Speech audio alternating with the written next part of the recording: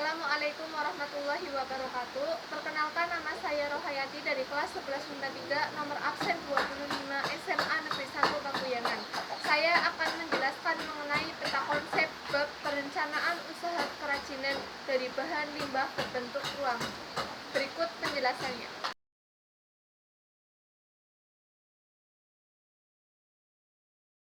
Dalam bab perencanaan usaha kerajinan dari bahan limbah berbentuk bangun ruang mencakup beberapa subbab. Subbab yang pertama adalah ide dan peluang usaha. Ide dan peluang usaha mencakup faktor yang menjadi dasar dan pertimbangan. Faktor-faktor tersebut yaitu faktor keuntungan, faktor penguasaan teknis, faktor pemasaran, faktor bahan baku, faktor tenaga kerja, faktor modal, faktor resiko, faktor persaingan, faktor fasilitas dan kemudahan, yang terakhir faktor manajemen. Selanjutnya, dalam subbab ide dan peluang usaha terdapat tugas yang diperhatikan oleh wirausaha adalah mempertimbangkan hal berikut. 1. Jenis usaha kerajinan sesuai dengan hasrat dan minat. 2. Jenis usaha kerajinan yang benar-benar akan membawa suatu keuntungan. 3. Jenis usaha kerajinan yang mudah mengurus dan mengerjakannya. 4. Jenis usaha kerajinan yang mudah memeliharanya. Kelima, jenis usaha kerajinan yang bahan bakunya mudah didapat.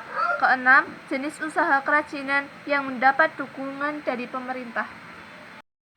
Subbab yang kedua adalah sumber daya yang dibutuhkan dalam usaha. Sumber daya yang dibutuhkan dalam usaha mencakup faktor sumber daya yang dibutuhkan. Faktor-faktornya yaitu 1.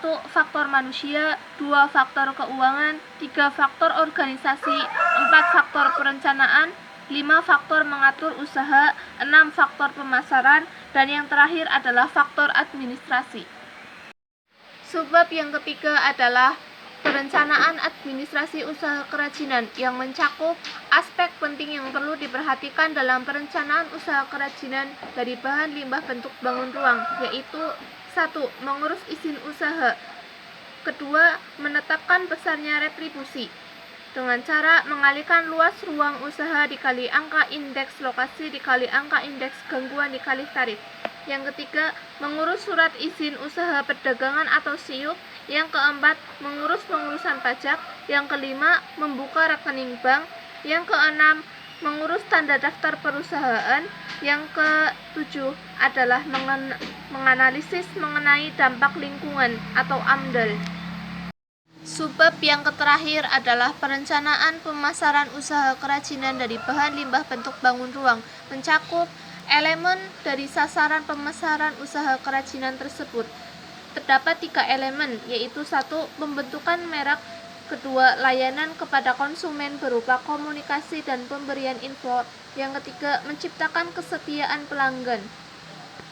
Selanjutnya, dalam perencanaan pemasaran usaha kerajinan terdapat kegiatan-kegiatan yang bisa dilakukan untuk mengomunikasikan produk dan merek usaha kerajinan tersebut.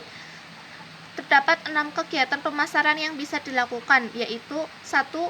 Penjualan personal atau personal selling, 2. Iklan, yang ketiga promosi penjualan, yang keempat publikasi, yang kelima sponsorship, yang keenam komunikasi di tempat konsumen yang akan membeli.